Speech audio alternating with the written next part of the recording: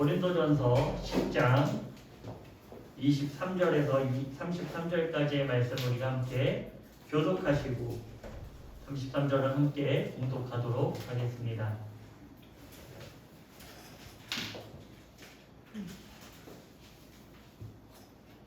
모든 것이 가하나 모든 것이 유익한 것은 아니요 모든 것이 가하나 모든 것이 덕을 세우는 것은 아니니 누구든지 자기의 유익을 구하지 말고 남의 유익을 구하라. 무릇 시장에서 파는 것은 양심을 위하여 묻지 말고 먹으라. 이는 땅과 거기 충만한 것이 주의 것이라. 불신자 중 누가 너희를 청할 때 너희가 가고자 하거든 너희 앞에 차려놓은 것은 무엇이든지 양심을 위하여 묻지 말고 먹으라. 누가 너희에게 이것이 제물이라 말하거든 알게 한 자와 그 양심을 위하여 먹지 말라. 내가 말한 양심은 너희 것이 아니요 남의 것이니 어찌하여 내 자유가 남의 양심으로 말미암아 판단을 받으리요. 만일 내가 감사함으로 참여하면 어찌하여 내가 감사하는 것에 대하여 비방을 받으리요. 그런즉 너희가 먹든지 마시든지 무엇을 하든지 다 하나님의 영광을 위하여 하라. 유대인에게나 헬라인에게나 하나님의 교회에나 거치는 자가 되지 말고 나와 같이 모든 일에 모든 사람을 기쁘게 하여 자신의 유익을 구하지 아니하고 많은 사람의 유익을 구하여 그들로 구원을 받게 하라. 아멘. 네, 오늘은 먹든지 마시든지 영광을 위해라는 제목으로 말씀을 함께 나누도록 하겠습니다. 요즘 교회 관련 뉴스들을 보면요, 좋은 내용들은 좀 찾아보기가 힘들어요. 어디 저기 어디 언론사에 굳이 찾아가 봐야 우리가 굳이 우리 단체와 찾아봐야 좀 알아볼 수 있지. 이런 기사들, 좋은 일들에 대한 기사들은 찾아보기가 힘듭니다. 근데 반대로 교회에서의 어떤 안 좋은 일들 이런 것들은 어떤 기사에 보면 거의 일면에 이렇게 메인에 걸리는 것들을 우리가 볼 수 있습니다. 물론 안 좋은 일들이 교회에서 일어나면 안 되겠지만 말세가 가까워지면 가까울수록 이 교회의 타락도 더해지는 것 같습니다. 그런데요, 기사만큼 가슴 아픈 것이 있습니다. 그것이 무엇일까요? 바로 그 기사에 달린 댓글들이에요. 일단 가장 많이 나오는 단어가 뭘까요? 그 댓글들 중에 교회를 비난하는 그 댓글들 중에 가장 많은 단어들, 가장 많이 나오는 단어가 두 가지가 있습니다. 하나는요, 개독교라는 단어고요. 하나는 먹사라는 단어입니다. 세상에서 빛과 소금이 되어야 할 교회가 오히려 세상보다 못한 일을 하는 것을 빗대어서 개독교다라고 말하는 것이고요. 말씀과 기도의 양식보다도 세상의 물질의 양식을 좋아하는 목사를 빗대어 먹사다라고 비아냥하는 것이죠. 그러나 이 내용을 잘 생각해 보면 세상은 교회와 목회자들을 어떻게 바라보고 싶은 것일까요? 이들이 바라는 교회상, 이들이 바라보는 목회자의 상은 어떤 상일까요? 바로 선한 양심의 공동체로 보고 싶은 거예요. 교회라는 모임, 목사, 목회자라는 위치, 그 모든 것들을 선한 양심을 가진 공동체로 믿고 싶다라는 거예요. 그렇게 바라보고 싶은 마음이 있다라는 것이죠. 그러나 그 기준이 미달하니 이러한 비난들을 쏟아내는 것입니다. 그렇다고 해서 비난하는 자들을 욕할 수 있습니까? 물론 그들도 완벽해서 비난하는 것은 아니죠. 어찌 보면 자신들의 연약함을 이 교회라는 공동체에 투영했지만 자신들과 별반 다르지 않으니 그 수위를 높여서 비난을 하는 것 같습니다. 그런데 교회를 비난하는 댓글보다 더 가슴 아픈 댓글이 있어요. 더 가슴 아픈 것들이 뭘까요? 그 댓글에 또 다른 사람이 그 비난하는 댓글에 다른 사람이 또 댓글을 달아요. 우리가 대댓글이라고 그러는데 교회 니네들 뭐 이렇다 저렇다 하는 그 댓글에 다른 사람이 그 밑에 또 댓글을 답니다. 대부분의 내용이 좀 이런 내용들이 있어요.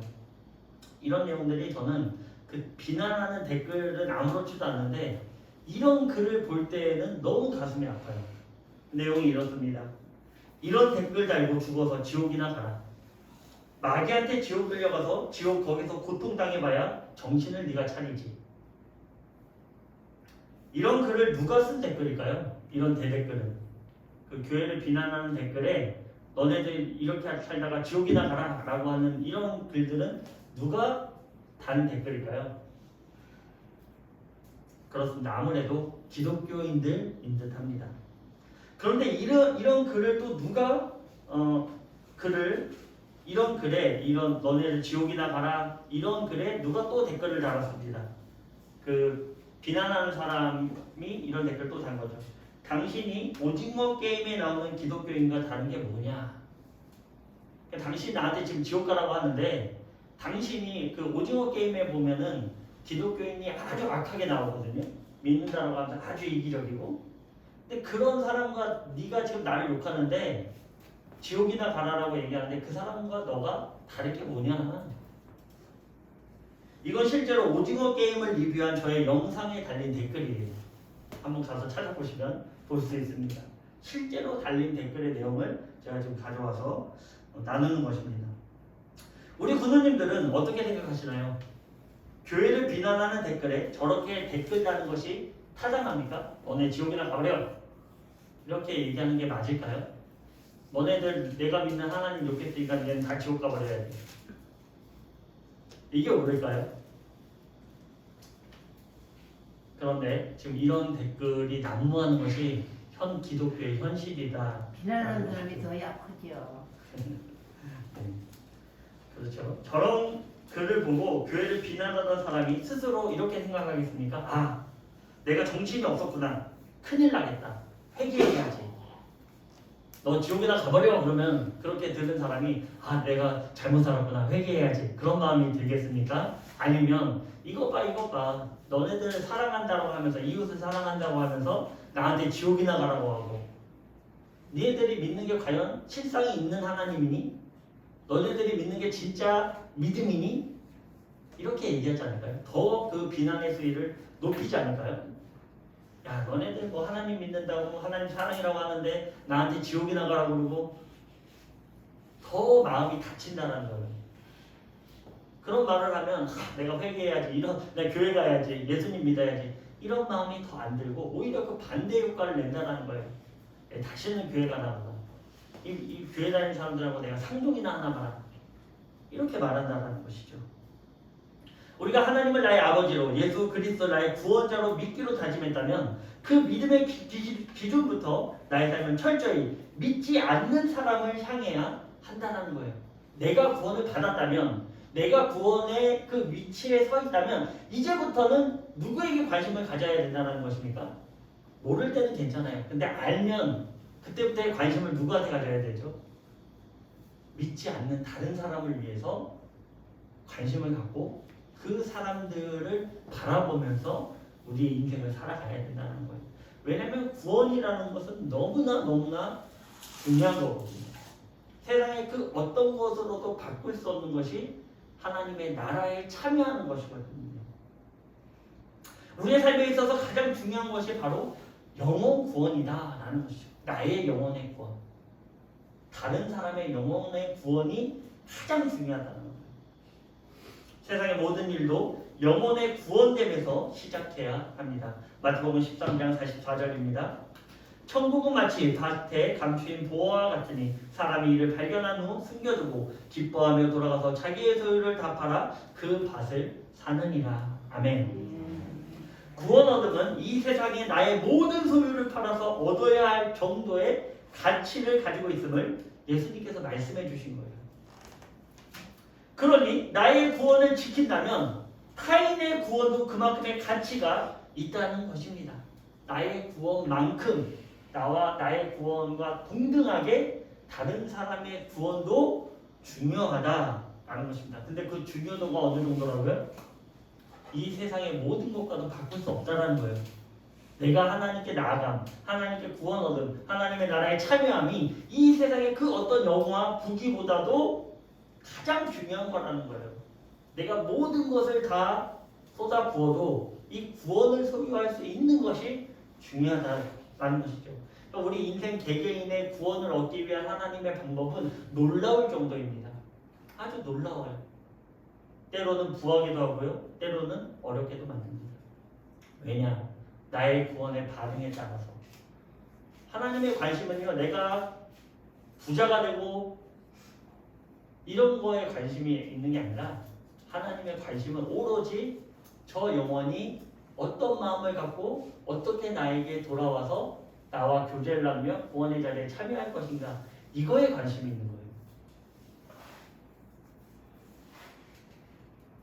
그러니 나의 구원을 지킨다면 타인의 구원도 그만큼의 가치가 있는 것입니다. 그러기에 하나님은 영혼을 구원하는 자는 별과 같이 빛날 것이다 라고 말씀하신 것이죠. 또 반대로 그 구원할 영혼을 실족시켰다면 어떻게 될까요? 내가 다른 사람의 구원을 실족시켜버렸어요. 마태복음 9장 42절입니다. 다 같이 한번 봉독해 보도록 하겠습니다. 시작. 또 누구든지 나를 믿는 이 작은 자들 중 하나라도 실족하게 하면 차라리 연장맷돌이 그 목에 매어 바다에 던져지는 것이 나으리라. 아멘. 하나님은 영혼 구원에 너무나 진심입니다. 그러기에 믿는 자 한 명을 실족하게 하여 믿음에서 떠나게 했다면 그 책임이 너무나 막중하다라는 거예요. 교회 안에서 나와 뜻이 다르고 정도가 다를 수 있습니다. 이것을 먼저 인정하는 것이 교회의 역할이에요. 이것이 중요한 거예요. 이것을 인정하지 않으면 그것을 가지고 분열을 만들고 결국 서로에게 큰 짐을 지어주는 것입니다. 그렇게 된다면 교회는 이미 죽은 교회예요. 분열되어 있는 교회는요, 아무리 많은 예배, 아무리 많은 찬양, 아무리 많은 예물을 드린다고 해도 그 교회는 죽은 교회예요. 서로 화합하지 못한 교회는 이미 죽은 교회입니다. 반대로요, 살아있는 교회는 어떤 교회일까요? 그것은 바로 서로를 이해하고 관용하며 덮어주고 배려하여 진심으로 조언을 하는 교회가 살아있는 교회예요. 서로 사랑해주고 다름을 인정해주는 거예요. 아, 저 사람은 나와 좀 생각이 다를 수 있구나. 아, 저 사람은 저렇게 생각할 수도 있구나. 아, 저런 부분에서 저 사람은 연약함을 가지고 있구나. 누구나 다 연약함을 갖고 있어요.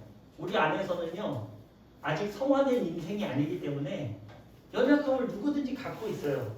근데 그것이 저 사람 나쁜 사람이야, 저 사람은 틀린 사람이야, 이것은 아니다라는 것이죠. 교회라는 공동체는 이해해 주는 거예요. 사랑해 주는 거예요. 그 약점을 사랑해 주는 거예요. 우리가 뭐 연애 프로그램 보면 그러잖아요. 저 사람의 연약한 부분도 사랑합니다. 바로 그런 거예요.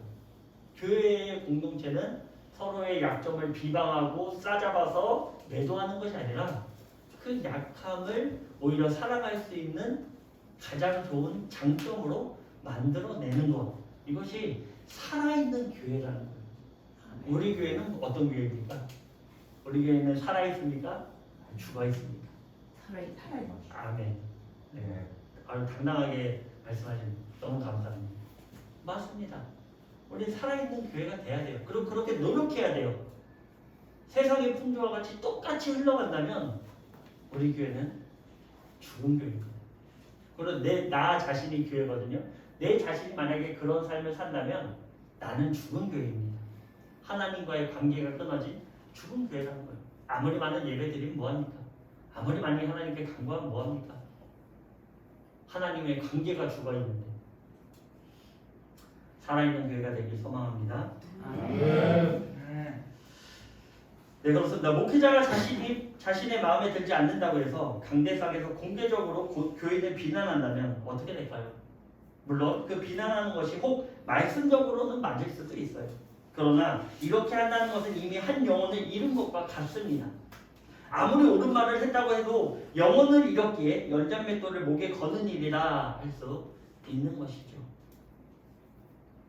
그렇습니다. 우리는 하나님께서 얼마나 영혼 구원의 진심인지를 반드시 알아야 돼요. 그것은 내 영혼뿐만이 아닙니다. 나를 포함한 모든 사람에게라는 사실을 우리는 반드시 기억하시기 바랍니다. 오늘 본문은 14절에서 22절의 연장선입니다. 내용은 우상 숭배를 피하는 것인데 핵심은 20절에서 21절에 있습니다. 다 같이 함께 봉독해 보도록 하겠습니다. 20에서 21절 시작. 무릇 이방인이 제사하는 것은 귀신에게 하는 것이요 하나님께 제사하는 것이 아니니 나는 너희가 귀신과 교제하는 자가 되기를 원하지 아니하노라. 너희가 주의 잔과 귀신의 잔을 겸하여 마시지 못하고 주의 식탁과 귀신의 식탁에 겸하여 참여하지 못하리라. 아멘. 우상에게 바쳐진 식탁을 참여하여 하지 말 것을 경고하는 것입니다. 우리 믿는 자들은 우주 만물이 주님의 소유이기 때문에 모든 것이 가능합니다. 하지만 모든 것이 유익한 것은 아니죠. 음식이라는 자체는 나쁜 것이 아닙니다. 그러나 귀신의 교제에 참여한 것을 함께 먹고 마시는 것은 옳지 않다라는 것입니다. 다니엘서도요, 첫 마음을 정한 사건이 무엇입니까? 바로 우상의 식탁에 참여하지 않는 것이었습니다.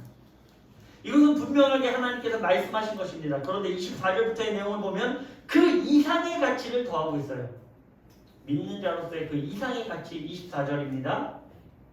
누구든지 자기의 유익을 구하지 말고 남의 유익을 구하라. 자, 음식 먹는 얘기, 우상의 재물에 대한 얘기를 하면서 갑자기 나의 유익을 구하지 말고 남의 유익을 구해라 라고 말씀하고 있습니다.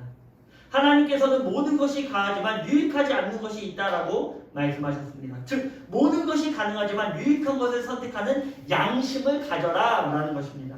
그런데 그 유익함에 있어서 나의 유익함을 추구하는 것보다 지금 누구의 유익을 추구하라 라는 것입니까? 누구의 유익을 추구하라고요? 남의 유익. 내 유익을 위해서 너희 살지 말고 내 유익으로 내 기준으로 모든 것을 정죄하고 판단하지 말고 누구의 기준으로 살라라는 것입니까? 남의 기준. 남의 기준. 그렇습니다. 바로 남의 유익을 먼저 생각하라라는 것이죠. 당시 고린도에서는 신전에 드려진 우상의 제물을 시장에다 내다 파는 일들이 있었습니다. 그렇지만 그것이 신전에 드려진 것인지 아닌지는 누구만 알 수 있습니까? 파는 사람만 아는 거예요. 파는 사람. 그 주인만 아는 것입니다. 이때 물건을 살 때 양심을 위해 묻지 말고 사 먹으라 라고 바울은 가르치고 있죠. 누구의 양심입니까? 사장의 양심이라는 것이죠. 29절 보면 파는 사람의 양심을 이야기하고 있습니다. 남을 배려하고 남의 유익을 구하는데 그 주인의 양심을 위하기까지라는 거예요. 또한 불신자가 정하여 식사를 대접해도 이와 같이 하라라고 바울은 가르치고 있습니다.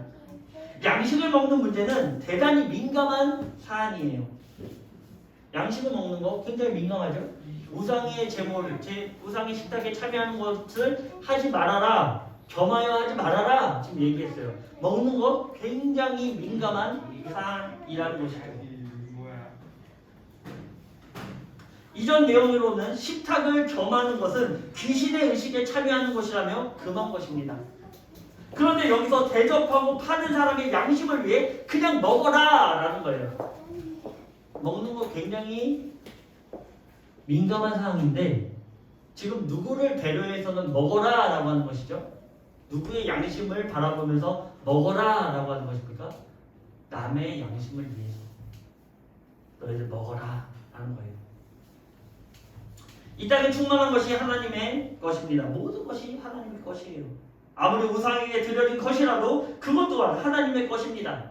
우리는 이것을 알고 있어요. 그러니까 우리 잘 들으셔야 돼요. 이것이 개개인의 상황이라면 철저히 지켜야 돼요. 개개인의 상황, 어떤 상황입니까? 예를 들어서 내가 이것을 우상에게 드려진 것을 알고 내가 배고파서 내가 정말 다른 먹을 것이 있지만 이게 맛있게 보여서 내가 이걸 먹었다. 믿는 자로서. 요거는 조금 생각해 봐야 된다는 거예요. 그런데 반대로 요 음식이 아니더라도 나 혼자만 있을 때예요. 요 음식이 아니더라도 다른 음식도 있고 먹을 것이 있어요. 그러면 이거 먹지 말고 요거를 먹을 믿음의 양심을 갖는 것이 중요하다. 그런데 반대로요. 모든 사람 가족들이 다 있어요. 다 있고 하는데 물론 그런 것에 대해서 왜 이거 먹지 않습니까? 왜 이거 뭐 그렇다고 해서 뭐 먹으면 큰 탈이 납니까? 뭐 이런 식으로 같이 사람들이 모여 있는 가운데서는 그 사람들의 양심, 그 사람들의 지금 현재의 믿음의 상태는 없기 때문에 같이 먹고 마실 수는 있다라는 거예요. 나 혼자서, 그러니까 내 개인으로서 지켜야 되는 기준은 있는데 다른 사람을 위해서는 네가 먹을 수 있다라는 거예요. 반대로 얘기하면 제사 드리는 음식에 대해서 우리가 많은 얘기들 하고 있습니다. 물론 내 개인의 충족을 위해서는 안 먹어야겠죠. 내가 이거 맛있어 보이니까 내가 먹어야지. 누가에게 주절주도 말로 내가 먹어야지. 이런 거는 아니지만 그 자리에서 하나님께 알고 있습니다. 그 양식이라는 것은 이미 하나님의 것이에요. 그 얘기를 하고 있는 거예요. 이 세상의 모든 것들은 하나님의 것이다. 이 음식 우상에게 드려졌다고 한들 하나님의 것이라는 거예요. 기본적으로는 너희들 겸하여서 먹을 수는 없지만 기본적인 음식이라는 것은 하나님께서 주신 소산물이다라는 것이죠. 그러기에 너희들의 양심의 꺼리낌에 있어서는 혼자서는 안 먹어도 되지만 그것에 있어서 다른 사람들에게 불이익을 줄 것 같으면 어떻게 하라는 것입니까? 내 양심에 따라 하나님의 말씀에 감사하며 먹어라 하는 거예요. 그러니까 우리가 이것에 대해서 좀 더 구체적으로 자세하게 알기 원하시는 분들은 저한테 따로 말씀해 주시기 바랍니다. 그러니까 하지만 공적인 상황에서는 더 신중해야 할 것은 불신자나 다른 사람의 유익을 추구하라는 것입니다. 하나님의 뜻이 그거예요. 얼마나 귀합니까?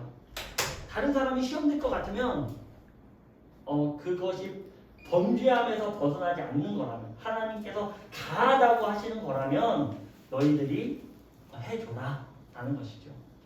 다른 말로 하면 그들의 영혼을 먼저 생각해라 라는 거예요. 분란 만들어서 나는 기독교이니까 안 먹어, 니들끼리 먹어 이렇게 해서 싸우지 말라 이거예요. 먹는다고 해서 범죄, 누군가의 영혼이 죽는 것은 아니잖아요. 그렇죠? 그런다고 해서 뭐 정말 하나님께서 하지 말라는 것 그런 거에 대해서는 타협하면 안 되겠죠. 그러나 하나님께서 지금 말씀하시는 것은 이 세상의 모든 것은 가하지만 유익하지 않는 것이 있는데 그 유익함이 먼저는 나의 유익을 먼저 생각하지 말고 가한 것이라면 다른 사람을 먼저 생각해라. 다른 사람의 유익을 먼저 생각해라. 이것이 지금 하나님의 뜻이라는 것입니다. 또 이러한 상황에서 그 음식이 제물로 쓰여진 것을 알게 한 사람이 있다면 이제 어느 사람이 이렇게 하는 거예요. 가족 중에 아니 부교님은 교회도 집사님 교회 다니시는데 하나님 믿으시는데 음식 왜 먹습니까? 먹지 말아야지 하면 먹지 말아야 해요. 그런 사람이 한 명이라도 시험에 들 것 같으면 지혜롭게 먹지 말라는 거예요. 그러니까 철저하게 나의 유익이 아닌 누구의 유익입니까? 다른 사람의 유익을 생각해라. 그 믿음이 시험당하지 않도록 배려해라 라는 것입니다. 우리가 29절에서 30절에 양심이라는 단어를 빼고 영혼으로 바꾸어서 우리말 성경으로 다 같이 한번 봉독해 보도록 하겠습니다. 앞에 있는데요. 우리 한 목소리로 함께 읽어보도록 하겠습니다.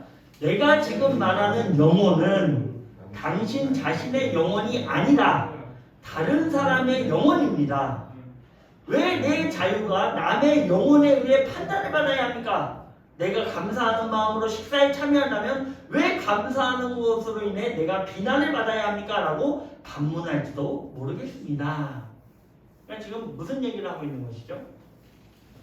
아니 내가 왜 다른 사람 영혼까지 신경을 써야 돼? 왜 다른 사람의 양식까지 내가 신경을 써야 돼? 내가 하나님께 감사하고 먹는데 왜 다른 사람의 영혼까지 내가 생각하면서 이것을 판단받아야 돼? 내가 먹고 마시고 이런 것들에 대하여 내가 왜 일상을 판단받아야 돼? 이렇게 당신들이 반문할 수도 있습니다 라고 얘기하는 거예요. 기독교인들이 나는 하나님 믿는데 내가 하나님의 뜻대로 살아가는데 왜 저들이 바라보는 시각에 대하여 내가 판단을 받아야 돼? 마치 댓글에 대한 당신들 지옥이나 가라 라고 하는 말과 똑같다는 것이죠. 당신들이 이런 반문을 할 수도 있습니다 라고 얘기해요. 그런데 다른 영혼을 생각해라 라는 것이죠. 다른 사람들의 영혼을 너희가 생각해라 라는 거예요. 우상숭배는 하나님께서 가장 가증하게 여기시는 것입니다. 이 가증한 것에 포함되는 것이 우상의 음식에 참여하는 것이죠. 그러나 이것은 먼저는 누구에게 해당되는 것입니까? 바로 믿는 자들에게 우선되는 것이라는 겁니다. 그 우상숭배가 무엇인지도 모르는 사람들을 그것으로 정죄해서는 안 된다라는 거예요. 하나님의 뜻을 모르는 사람을 모른다고 해서 정죄해서는 안 된다라는 것이죠. 그들이 우상 숭배를 하고 있지만 그것을 질책하고 나무라는 것, 그리고 그들의 대접을 무시하며 믿지 않는 자들이라고 해서 겸상도 하지 않는다면 그것은 옳지 않다라는 거예요. 그러니 예수님도 그렇고 스데반도 그렇고요. 자신에게 침을 뱉고 자신에게 돌을 던지는 사람들을 위하여 무엇을 했습니까? 기도를 해주셨어요. 하나님, 저들의 죄를 저들에게 돌리지 마소서. 저들이 몰라서 그럽니다. 몰라서 나에게 침을 뱉는 거예요. 몰라서 나에게 돌을 던지는 거예요. 저들이 하나님의 온전한 뜻을 모르고 기독교에서 잘못하고 있는 겉핥기식만 바라보기 때문에 저들이 우리에게 돌을 던지는 거예요. 저들이 몰라서 그럽니다. 이렇게 기도했다는 것이죠. 누구는 이렇게 말할 수 있습니다. 왜 믿지 않는 자들의 영혼 또는 나와 생각이 다른 믿는 영혼을 내가 왜 배려하고 생각해야 됩니까? 아니 저 믿지 않는 사람을 왜 내가 배려해? 저 사람 영혼을 왜 내가 배려해야 됩니까? 그리고 교회 안에서도 마찬가지예요. 저 사람 나랑 뜻이 다른데 왜 저 사람을 내가 배려해야 됩니까? 나를 공격하고 나를 지금 모함하고 있는데 왜 내가 저 사람을 내가 배려하고 생각하고 사랑해야 됩니까? 라고 얘기할 수도 있어요. 그러나 이렇게 말하는 것은 믿는 자의 양심이 아니다라는 거예요. 믿는 자라면, 믿는 자의 영혼을 소유했다면, 믿는 자의 양심을 가졌다면 우리는 배려해야 된다는 거예요. 배려해야 된다는 거예요. 나는 기분이 나쁠 수 있죠. 물론 사람이지만 애통하고 억울할 수도 있습니다. 그러나 누가 알고 있습니까? 하나님 알고 있다는 거예요. 우리는 그분의 기준에서 생각해야 돼요. 그분의 기준에서 우리는 바라보는 시각을 소유하고 있어야 된다는 거예요. 그럼에도 불구하고 우리는 항상 이런 말씀을 누가 들었으면 좋겠다. 뭐 이런 생각을 할 때도 있어요. 그렇지 않아요. 바로 저와 이 자리에 계신 모든 우리 부모님들을 위해 하나님께서 하신 말씀이라는 것을 우리가 반드시 기억해야 합니다. 바로 이것은 하나님의 영광을 가리는 것이기 때문이에요. 이렇게 하는 것은 하나님의 그들을 비방하고 다투고 싸우는 것은 하나님께 영광을 드리지 못하는 하나님께 영광을 가리우는 일이다라는 것이죠. 31절입니다. 그런즉 너희가 먹든지 마시든지 무엇을 하든지 다 하나님의 영광을 위하여 하라. 아멘. 먹는 것과 마시는 것은 지극히 일상적인 것입니다. 모든 일상에서 하나님께 영광을 올려드려야 진정한 예배의 의미가 있다라는 것입니다. 예배는 감사드리기 위해 모이는 것이라고 우리 함께 나눈 적이 있죠. 감사를 드린다는 것은 하나님께 영광을 올려드리는 것입니다. 그래서 감사로 제사를 드리는 자는 하나님을 영화롭게 한다라고 얘기했습니다. 시편 50편에 보면 내가 하나님의 감사함으로 하나님께 영화롭게 한다. 하나님을 영화롭게 한다라는 것입니다. 그리고 또 하나 하나님께서는 지금 일상에서 그 영광을 위해 살라라는 거예요. 아무리 많은 예배, 아무리 많은 찬양, 아무리 많은 예물을 드린다고 하더라도 나의 일상에 영광 올려드림이 없다면 허상이 될 수밖에 없다라는 거예요. 우리들의 믿음이 허상이다라는 것이죠. 나의 일상이 하나님께 영광 올려드리지 못하고 있다면 나의 언변, 나의 행위, 나의 관계 이것이 온전하지 못하다면 이것이 하나님의 이름을 먹칠하고 있다면 옳지 않다라는 것입니다. 그렇다면 그 일상은 무엇을 말하고 있는 것입니까? 바로 사회 속에서 관계하는 모든 관계를 말하고 있어요. 하나님은 나와 나의 가족의 관계를 통해서 영광 받으시고 하나님은 나와 나의 친구 또 나와 관계하는 모든 사람 나아가서는 생판 모르는 사람의 관계를 통해서까지 영광을 받으신다라는 사실입니다. 그러니 그 관계에서 무너진다면 어떻게 하나님께 영광을 올려드릴 수 있겠습니까? 하나님의 영광을 생각하는 사람은 다른 사람의 영혼을 바라보는 사람입니다. 그러니 그 관계에서 약자가 되어야 합니다. 배려자가 되어야 한다는 것입니다. 아멘. 32절에서 33절입니다. 유대인에게나 헬라인에게나 하나님의 교회나 거치는 자가 되지 말고 나와 같이 모든 일에 모든 사람을 기쁘게 하여 자신의 유익을 구하지 아니하고 많은 사람의 유익을 구하여 그들로 구원을 받게 하라. 아멘. 결론은 무엇입니까? 바로 다른 사람의 구원을 위해 살라라는 거예요. 왜냐? 나는 먼저 구원받은 사람이기 때문에. 나는 먼저 나의 모든 죄악을 하나님께서 용서해 주셨기 때문에 여전히 나는 연약함을 갖고 있죠. 아직도 죄악된 모습을 가지고 있죠. 그런 모습조차도 용서하신 예수님이 계시기에 다른 사람의 구원을 위해 살라라는 것입니다. 그것이 하나님을 가장 영화롭게 하는 것입니다. 그래서 하나님은요, 교회 공동체에서도 마찬가지예요. 예배드림에서도 마찬가지예요. 먼저는 누구를 생각합니까? 다른 영혼을 생각해요.